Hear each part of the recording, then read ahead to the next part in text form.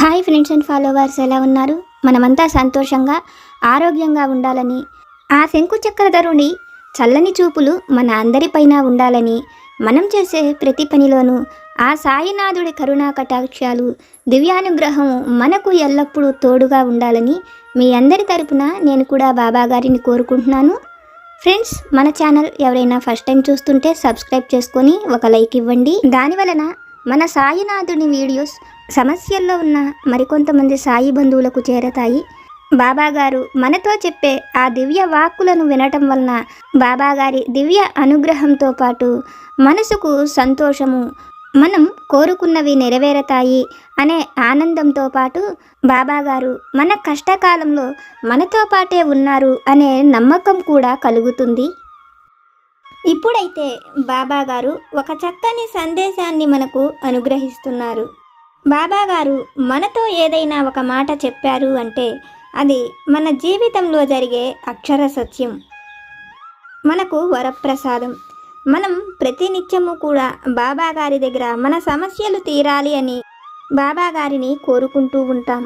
అది మన జీవితానికి సంబంధించిన ఏ సమస్య గురించినైనా బాబాగారినే కోరుకుంటాం. కొన్నిసార్లు అయితే మనం బాబాగారి దగ్గర అనుకుంటూ ఉంటాం, సాయి నేను కోరుకున్న వాటిని నాకు అనుగ్రహిస్తారో లేదో అనే అపనమ్మకంతో ఉంటాం. అయితే బాబాగారు మనతో చెప్తున్నారు, తల్లి, నువ్వు కోరుకున్నది ఏదైనా అది నువ్వు పొందే రోజు రాబోతున్నది. తల్లి, నీ నమ్మకాన్ని కోల్పోకు. నీ సాయి తండ్రి చెప్పే ఈ మాటలపైన నమ్మకం ఉంచు. నువ్వు కోరుకున్న వాటిని పొందేందుకు నీకు ఓర్పు, సహనం అనేవి ఎంతో అవసరం. ఎందుకంటే తల్లి, జీవితంలో ప్రతి విషయంలోనూ సుఖం అనేదే ఉండదు. కొన్ని సమయాలలో మనం ఊహించని కష్టాలు, మనం ఎదుర్కోలేని సమస్యలు మనకు ఎదురవుతాయి. అయితే తల్లి, నువ్వు కోరుకున్న సంతోషకరమైన మంచి మార్పు నీ జీవితంలోకి వస్తున్నది. ఆ మంచి మార్పును నువ్వు పొందడం కోసం తల్లి, నువ్వు ఎంతో ఓర్పుతో ఉండవలసి ఉన్నది. బిడ్డ, నీకు ఏది కావాలో తెలుసుకునే నన్ను అడుగుతున్నావు కదా. అయితే నువ్వు కోరినది ఏది నేను ఇవ్వటం లేదు అని ఎంతో నిరాశ చెందుతున్నావు. కొన్నిసార్లు నా పైన నమ్మకాన్ని కూడా కోల్పోతున్నావు.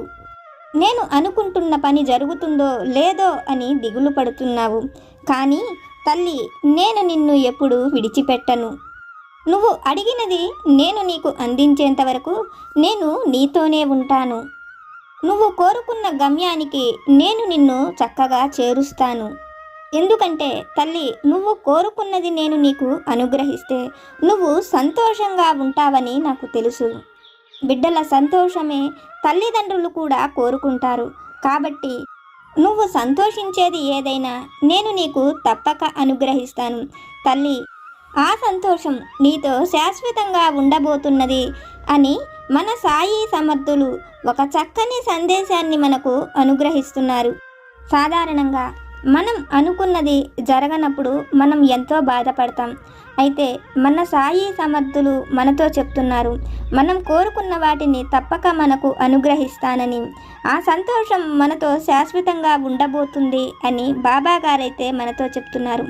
బాబాగారు మనకు చెప్పిన ఈ మాటలలోని పరమార్థాన్ని, సత్యాన్ని ఒక చక్కని కథ రూపంలో ఆ తండ్రి వాక్కుల ద్వారానే విని తెలుసుకుందాం. పూర్వం రంగరాయపురం అనే గ్రామంలో సుందరయ్య అనే ఒక రైతు ఉండేవాడు. సుందరయ్యకు 10 ఎకరాల భూమి, ఒక ఇల్లు ఉంటుంది. అతనికి వివాహమయ్యి ఎన్నేళ్లు గడిచిన సంతానం మాత్రం ఉండదు. సుందరయ్య, అతని భార్య వాళ్లకు సంతానం లేరు అనే దిగులుతో చాలా రోజులు గడుపుతారు. కొన్నాళ్లకు సుందరయ్య భార్యకు 12 మగబిడ్డ పుడతాడు. అతడు లేక కలిగిన సంతానం అవ్వడంతో సుందరయ్య ఎంతో గారాబంగా పెంచుతాడు. ఆ బిడ్డకు 6-7 సంవత్సరాలు వచ్చేటప్పటికి అతని భార్య కూడా చనిపోతుంది. దాంతో సుందరయ్య ఉన్న ఒక్క కొడుకు రాములను ఎంతో గారాబంగా పెంచుతాడు. దానివలన రాములకు చదువు కానీ ఇంటి పనులు కానీ ఏవీ కూడా రావు. అతనికి ఇంట్లో ఉండటం, తినటం ఇటువంటి సోమరి లక్షణాలు అలవాటవుతాయి. సోమర లక్షణాలు అలవాటైన రాముడికి పని చెయ్యడమన్నా చదవడమన్నా ఎంతో కష్టంగా ఉంటుంది. అది చూస్తున్న సుందరయ్యకు రాములు ఎలా బ్రతుకుతాడో ఏంటో అన్న దిగులు మరింత ఎక్కువగా అతన్ని బాధిస్తుంటుంది. సుందరయ్య స్నేహితులు రాముడికి వివాహం చెయ్యమని, అలా చెయ్యటం వలన రాముడిలో బద్ధకం పోయి ఇంటి బాధ్యతలు ఖర్చులు అన్నీ అతని మీద పడతాయని, అందువలన ఆ విధంగా చెయ్యమని చెప్తారు.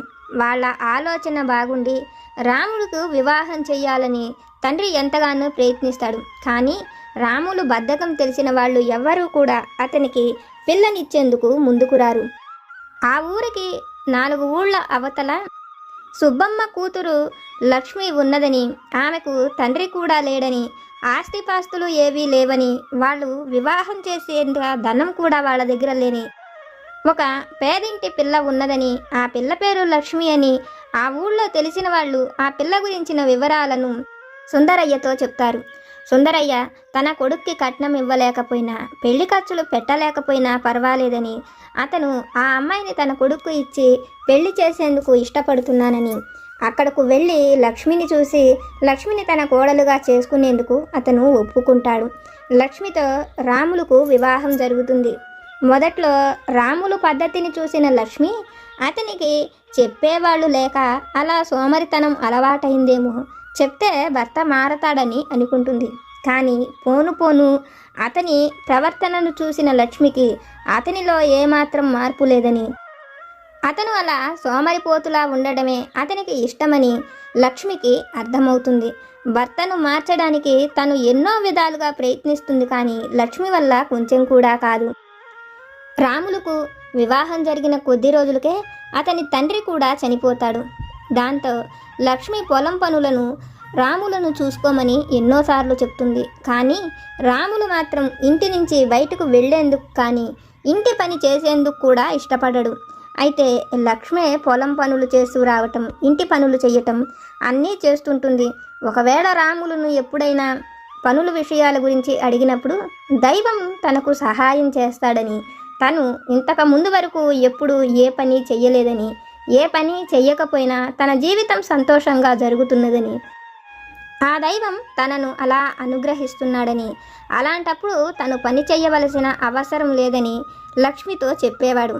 రాములు మాటలు విన్న లక్ష్మి అతని సోమరితనంతో పని చెయ్యకపోగా దేవుడు తనకు సహాయం చేస్తున్నాడని అనడమే కాదు, అది కూడా నిజమేనేమో, నేను పుట్టినింట్లో కూడా ఎన్నో కష్టాలను అనుభవించాను, ఇప్పుడు అత్తగారింటికి వచ్చి కూడా ఇంత శ్రమపడి నేనే పని చేయవలసి వస్తున్నది, ఇంట బయట అన్ని పనులు నేనే చేస్తున్నాను, దేవుడు ఎప్పుడు కూడా ఇటువంటి వాళ్ళకే సహాయం చేస్తాడా, మంచి వాళ్ళ కష్టాలను పట్టించుకోడా అనుకుంటూ లక్ష్మి బాధపడుతూ ఉండేది. కానీ లక్ష్మి ఎంత బాధపడినా, ఎన్ని తిట్టుకుంటున్నా కూడా రాములు మాత్రం పట్టించుకునేవాడు కాదు. కొన్నాళ్లకు లక్ష్మికి ఒక మంచి మగపిల్లవాడు పుడతాడు. రోజులు పిల్లవాడిని పెట్టుకుని తను పొలం పనులకు వెళ్ళటం కష్టమవుతుందని, ఆ పనులను తన భర్తని చూసుకోమని చెప్పినా అతను తన వల్ల కాదని ఆ పనులు వేటిని కూడా పట్టించుకోడు. దాంతో లక్ష్మినే ఇంకా పొలం పండించుకోవాలని, పండించకపోతే ఇంట తినేందుకు గింజ ధాన్యం కూడా లేదనుకుని ఇక పంట పండించటానికి తనే వెళుతుంది. అయితే నెలల బిడ్డని తీసుకుని పనులకు వెళ్ళటం కష్టమని ఆ 6 నెలల పసిబిడ్డని తన భర్తకు అప్పగిచ్చి, బిడ్డనైనా నువ్వు ఇంట ఉండి జాగ్రత్తగా చూసుకో అని చెప్పి అరుగు మీద కూర్చున్న భర్తకు ఆ పసిబిడ్డను ఇచ్చి లక్ష్మి పొలం పనులకు వెళుతుంది. సాయంత్రానికి పనులన్నిటినీ పూర్తి చేసుకుని ఇంటికి వస్తున్న లక్ష్మికి భర్త ఆ అరుగు మీదే కూర్చొని కనపడతాడు. కనీసం తను లోపలకు వెళ్ళి ఇంట్లో ఏ పని చెయ్యలేదని, బిడ్డను కూడా పట్టించుకోకుండా ఈ అరుగు మీద కూర్చోబుద్ధి ఎలా అవుతున్నదో, కనీసం పొద్దున్నుంచి ఆ పశువులకు అన్ని కుడితి నీళ్ళైనా పెట్టాడో లేదో, ఏ విషయాలను పట్టించుకోవట్లేదు అనుకుంటూ భర్తను తిట్టుకుంటూ తల మీద గడ్డి మోపుతో లోపలకు వచ్చిన లక్ష్మికి అక్కడ ఆ ఎడ్లు 2 కూడా పొద్దున్నుంచి ఆహారం లేకుండా, నీరు కూడా లేకుండా ఉండేసరికి పక్క పక్కనే ఉన్న 2 ఎడ్లు ఒకదాని మీద ఒకటి కోపంతో కొట్టుకోసాగుతుంటాయి. అదే సమయానికి అక్కడకు వచ్చిన లక్ష్మికి పాకుతూ పసిబిడ్డ ఎడ్ల వైపుకు వెళ్ళటం చూస్తుంది. ఎడ్లు కాళ్ల కింద కనుక ఆ బిడ్డ పడితే బతకడని లక్ష్మి తన తల మీద ఉన్న గడ్డి మూపును కింద పడేసి పెద్దగా అరుస్తూ ఆ పిల్లవాడి వైపుకు పరిగెత్తి ఆ బిడ్డను తన సంకన ఎత్తుకొని తను ఇంకా ఒక్క క్షణం కూడా ఆ ఇంట ఉండనని, అతని సోమరితనానికి ఆ బిడ్డ చనిపోయేవాడని బాధపడుతుంటుంది. అయితే భార్య మాటలు విన్న రాములు మాత్రం, నువ్వు వచ్చి బిడ్డను కాపాడావు కదా, ఎందుకు ఈ విషయం గురించి బాధపడుతున్నావు? వాడికి దేవుడు ఇచ్చిన ఆయుష్ గట్టిదైతే వాడు తప్పకుండా బ్రతుకుతాడు. ఇప్పుడు నువ్వు వచ్చి కాపాడినట్లే. ఆ సమయానికి ఎడ్లు కొట్టుకోవడమైనా ఆపచ్చు, లేదా మరెవరైనా వచ్చి కాపాడవచ్చు. వాడి ఆయుష్ అనేది గట్టిదైతే మనమేమీ చెయ్యక్కర్లేదు, నారు పోసిన దేవుడే నీరు కూడా పోస్తాడు అంటూ అతను చేసిన పనిలో తప్పేమీ లేదన్నట్లుగా చెప్తుంటాడు. భర్త వైఖరిని చూసి అతనిలో మార్పు రాకపోగా అతని మాటలకు తనకు కోపం కలుగుతున్నదని, ఇంకా తను ఒక్క క్షణం కూడా అక్కడ ఉండలేనని, ఇక్కడ చేసుకునే పని మరెక్కడైనా చేసుకుంటే నేను నా బిడ్డ ఎంతో ప్రశాంతంగా సంతోషంగా బతుకుతామని లక్ష్మి బిడ్డను తీసుకొని తన పుట్టింటికి వెళ్ళిపోతుంది. అయితే లక్ష్మి అలా వెళ్ళినా రాములకు కొంచెం కూడా బాధ కలగదు.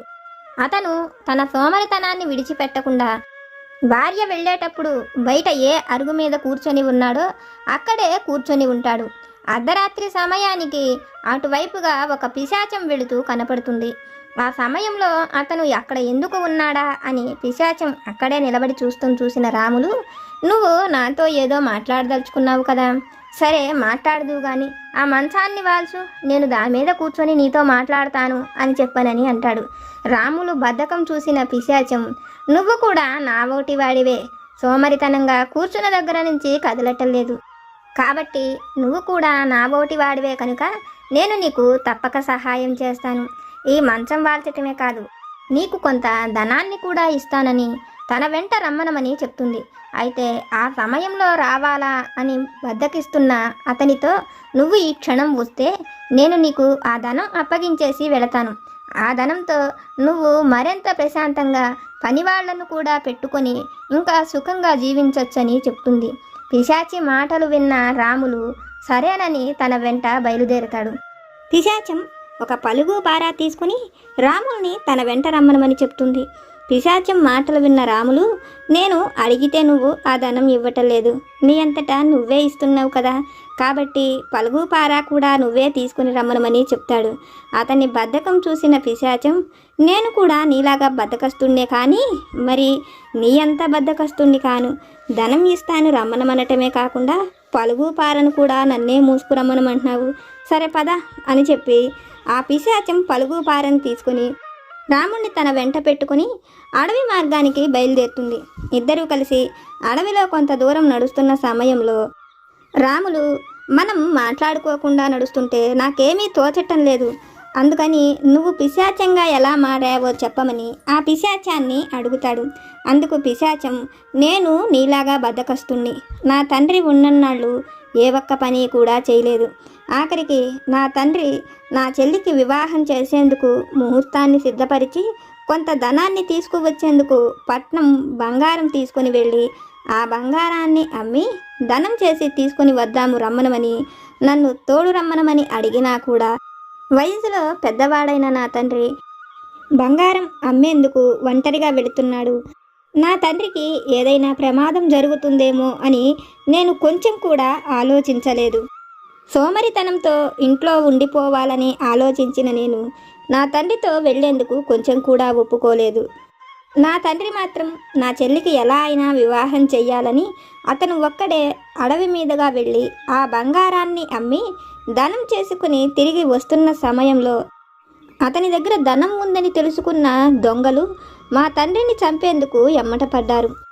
అయితే మా నాన్న కొంచెం తెలివిగా ఆ బంగారాన్ని ఒక మర్రి చెట్టు కింద దాచి దొంగలకు కనపడకుండా వేరే మార్గం నుంచి రావాలని ప్రయత్నించాడు.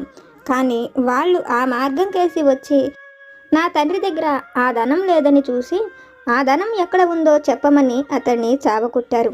వాళ్ళ చేతుల్లో చనిపోయేందుకు కూడా నా తండ్రి ఇష్టపడ్డాడు, కానీ ఆ ధనం ఎక్కడ ఉందో వాళ్లకు చెప్పలేదు. ఆ ధనం వాళ్లకు ఇస్తే నా చెల్లికి వివాహం చేసేందుకు ఇంకా ఏమీ లేదని తండ్రి ఆ విషయాన్ని చెప్పలేదు. వాళ్ళు చావకొట్టి కింద పడేసి వెళ్ళిపోయిన తరువాత అతను నిదానంగా పైకి లేచి ఇంటికి వచ్చి జరిగిన విషయాలన్నీ కూడా ఇంట చెప్పి ఆ ధనాన్ని ఎక్కడ దాచాడు నాతో చెప్పి కనీసం చెల్లి పెళ్ళి అయినా జాగ్రత్తగా చెయ్యమని, బద్ధకానికి పోయి చెల్లి పెళ్ళిని ఆపద్దని అతని ఆఖరి కోరికగా చెప్పాడు. ఆ మాటలకు నా మీద నాకే అసహ్యం కలిగి తండ్రి కోరుకున్నట్లుగా చెల్లి వివాహం చెయ్యాలని, అయితే ధనం తెచ్చేందుకు అది సమయం కాదని కొంతకాలం ఆగి ఆ ధనం తేవాలనుకుని నాకు సహాయం చేసేందుకు ఆ విషయాలను నా స్నేహితులతో కూడా చెప్పాను. వాళ్ళు కూడా నాలాగా సోమరిపోతులే. అయితే ఎక్కడి నుంచైనా ఊరికినే ధనం వస్తే దాన్ని ఎలా అపహరించాలో, ఎదుటివారిని ఎలా మోసం చెయ్యాలో ఆ విషయాలన్నీ కూడా నా స్నేహితులకి బాగా తెలుసు. ఆ విషయాలు ఏవి తెలియని నేను వాళ్లను వెంట పెట్టుకొని అడవికి వెళ్ళి ధనాన్ని తవ్వి తీసుకుంటున్న సమయంలో వాళ్ళు నలుగురు కూడా ఆ పక్కనే ఉన్న ఒక పెద్ద బండరాయి నా తల మీద వేసి నన్ను అక్కడే చంపేశారు. ఆ ధనంతో వాళ్ళు అక్కడి నుంచి వెళ్ళాలి అనుకున్న సమయంలో అక్కడకు నా నెత్తురు వాసన తగిలి ఒక పెద్ద పులి వచ్చింది. ఆ నలుగురిని ఆ క్షణమే అక్కడే చంపేసింది. దాంతో ఆ ధనం వాళ్ళు తీసుకోలేదు, నేను తీసుకోలేదు. ఆ ధనం ఆ గొయ్యలోనే ఉంది. నేను వివాహం చేస్తానని ఎదురు చూసిన మా తల్లి నేను ఆ ధనం తీసుకొని ఎక్కడికన్నా వెళ్ళిపోయానేమో అనుకుని ఆ దిగులుతో ఆమె చనిపోయింది. కొన్నాళ్లకు నా చెల్లెలు కూడా చనిపోయింది. నన్ను చంపిన నా స్నేహితులు నలుగురు ఆ క్షణమే వాళ్ళు చేసిన తప్పుకి దైవం వాళ్లను ఒక పెద్ద పులి రూపంలో శిక్షించింది. దానివల్ల ఇక్కడ చనిపోయిన ఆ నలుగురు ఇక్కడ శిక్ష అనుభవించడమే కాకుండా దైవం దగ్గర కూడా నరకంలో శిక్షను అనుభవించారు. నా తల్లిదండ్రులు, చెల్లెలు అందరూ కూడా చేరుకోవలసిన ప్రదేశానికి ఆ యముడి దగ్గరకు చేరుకున్నారు. నేను మాత్రమే ఈ భూమి మీద ఇలా పిశాచంలాగా మిగిలిపోయానని చెప్తాడు. పిశాచం చెప్పిన ఆ మాటలు విన్న రాములు, వాళ్ళు నలుగురు తప్పు చేసిన వాళ్ళు కూడా నరకానికి వెళ్ళారు కదా, మరి నువ్వెందుకు ఇలా మిగిలిపోయావని అడుగుతాడు.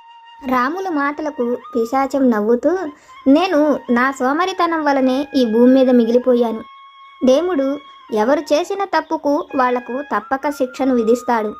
నేను నా సోమరితనంతో ఎంతో పాపం చేశాను.